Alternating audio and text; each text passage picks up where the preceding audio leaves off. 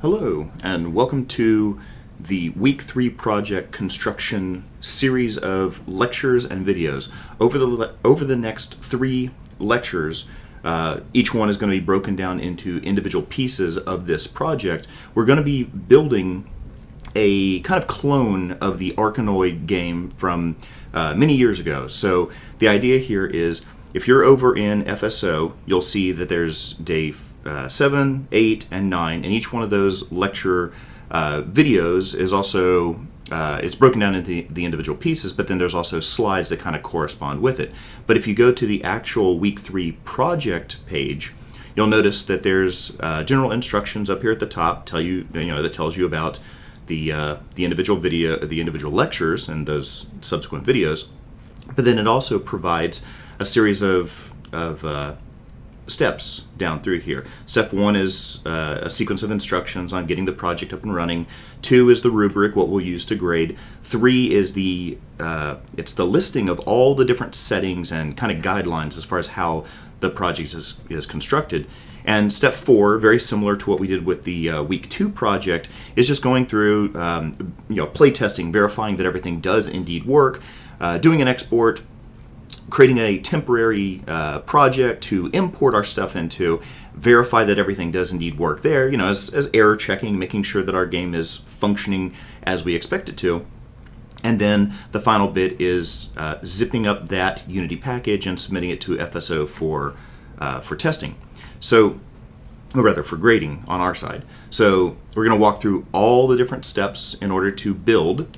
Let's jump over here to Unity and let's take a look at what we will be constructing. Now, don't use this interface as a guideline. This is the default. I've specifically set it to the default because we'll talk about that in just a second when we start looking at how the workflow between these different windows works. But essentially, what I want to do is just demo what we will be constructing. So if I press play, it takes a second for the game to actually come online, but once it is running, you'll see this is the start scene. Now this game it's currently consisting of 3 separate scenes. We have our start, level 1, and end, and this forms a complete game loop. Now, when we get into the actual project, this view right here, this interface, this layout isn't really all that great because, as we'll see in just a second, the Arkanoid game was a kind of a different layout.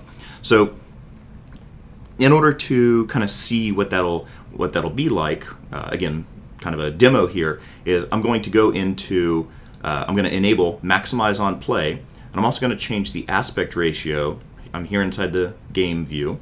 And I've already got a pre-set up Arkanoid resolution, and we'll set that up in just a few minutes. But essentially, this is what it will look like. Now again, because I have maximize on play, in order to kind of kick that into gear, I need to pause, and then when I unpause, it takes over the entire area here. Now if I press pause again, we go back to the editor, but then when we resume, we come back to this view. If I wanted to stick with that previous view, I could disable the maximize on play, pause, and now I'm back over here. And when I unpause, we retain all of our previous windows.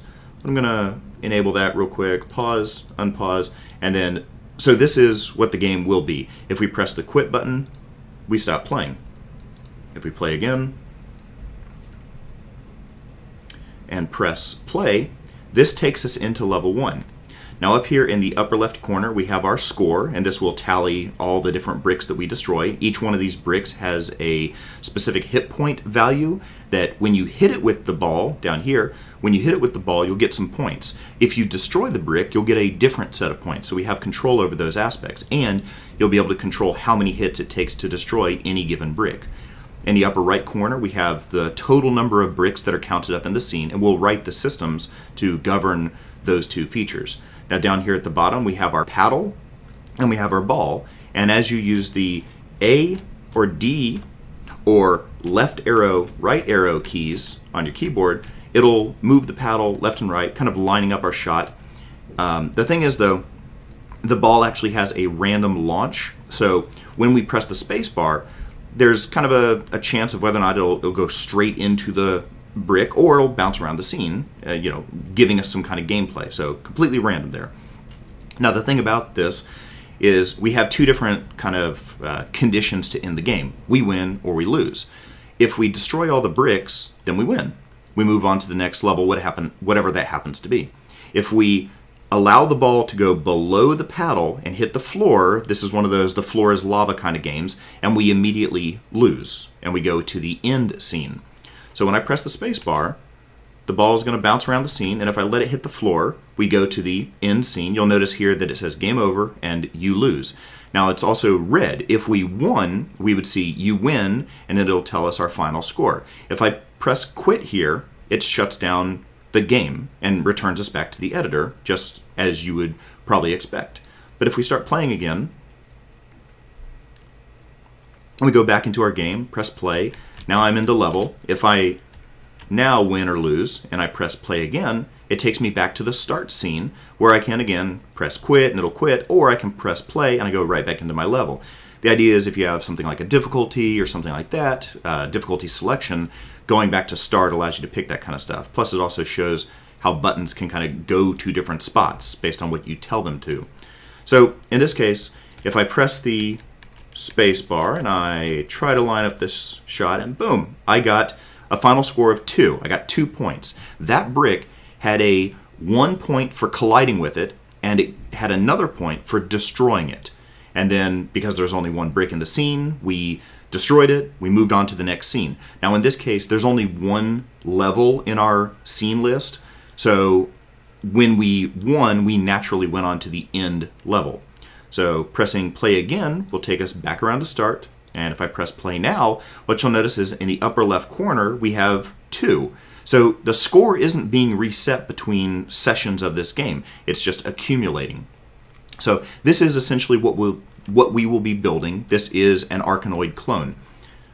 Okay, so I'm going to stop playing and shut down this project and kind of show you the documentation that we'll be looking at. So once again, we have our first 3 items here. Now the instructions go through and tell you how to set up the project, going through and reviewing the previous stuff that we had covered in past sessions, making sure that you get all those concepts. This project really takes advantage of many of the Unity features, and it starts putting a lot of those previous concepts into practice so you can see what an actual full-blown game, or pretty close to it, will look like. So there's a number of different things in here. If these videos and these documents get out of sync, refer to the documents, refer to FSO as kind of the thing that governs. It takes priority because the videos they take longer to produce versus updating the documents. So always defer to the documentation or FSO for those bits of information, or just ask your instructor. But if we look through here, it kind of gives you some hints, some tips, some recommendations on how to deal with some stuff, tips on dealing with issues. But essentially that just kind of gets us set up. Now, back over here in our week 3 project, you'll notice number 2 is the rubric. This is what we're going to use to identify all the various features as well as any additional features you decide to build in your project.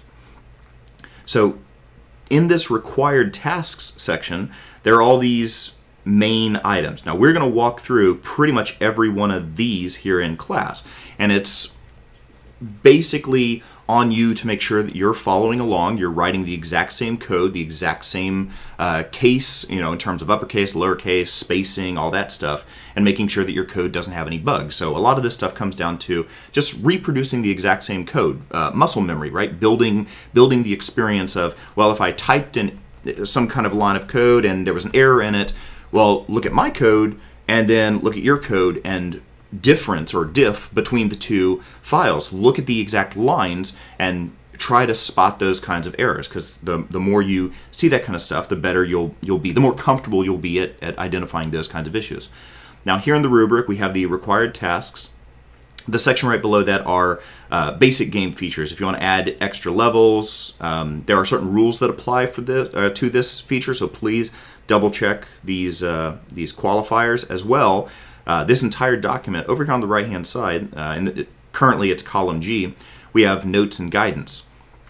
This has various suggestions, various little hints in here to tell you. So if you proceed to make this feature, but you do something that's slightly different than what we're doing, or completely different than what we're doing, this little notes and guidance can also kind of guide you back towards what we're going to be looking for when we go to grade it. So, go through this rubric, kind of scroll back and forth if you're limited on real estate, but double check some of the double check the information that's listed here, because we use this as what we're grading with.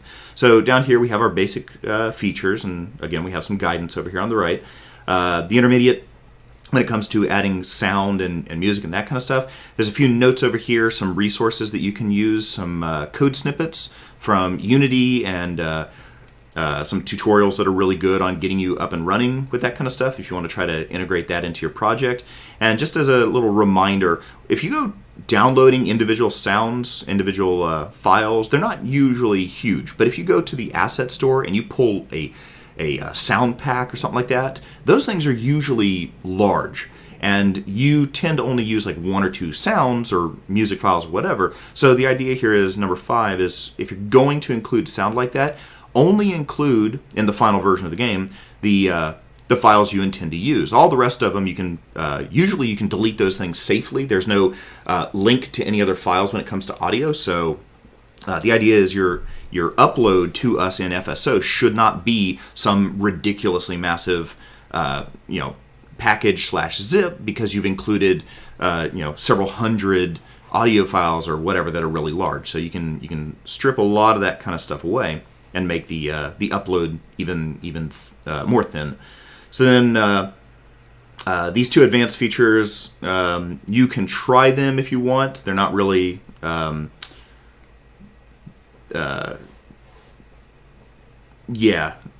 not really all that detailed, because there's a lot of stuff that goes into actually making these things. Both of these features, actually difficulty is kind of not too difficult to approach, generally speaking, but if you're looking to try the old school high score table, there are a number of different systems that you'd have to get up and running. Not just a screen, but some kind of way to track your player's session, right? Their name, their score. You'd have to come up with some kind of data structure to hold on to that, potentially some kind of save and load capability. Some kind of like user interface that they can type into. So there are a lot of moving parts to this. It's not impossible, but at this stage, honestly, this really you can, like I said, you can try it, but you don't really need to sweat it. So a lot of these, the basic right up here, the basic, intermediate, and advanced features, they're all extra just to try to gain some extra points and try to get you over or up to 100. But essentially, we're going to go through all the required stuff here in just a second. So now going back over to the week 3 page, we see here that number 3 is this review the lectures, videos, slides, and this settings document.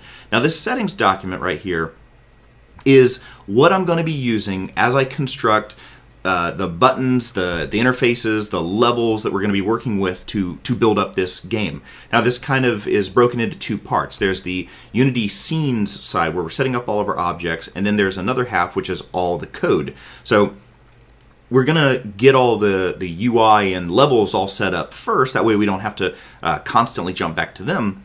But then we're going to jump heavily into code after that. So this document goes through and sees us building up all those items. And for reference, down here at the bottom, page 7 here, contains 3 images. So if I scroll down through here, we're going to see this is the construction order, each phase as we build this out. We'll complete a section, jump to the next phase, and so on and so forth. Each one of these items that jumps you, let's see here, each one of these items that jumps you down, like use the settings below, return here once complete. These links, as well as these back to top and the ones down at the bottom, will jump you back to these sections. So it helps you stay organized with this stuff. But once we get down to the bottom, the individual settings, all the settings that I'm going to be using in the videos they come from these sections. So if you're ever lost and you're trying to find where that information is, it's all listed in these sections. And so down here towards the bottom, like return to phase 5, that'll jump you back up to the top, those phases.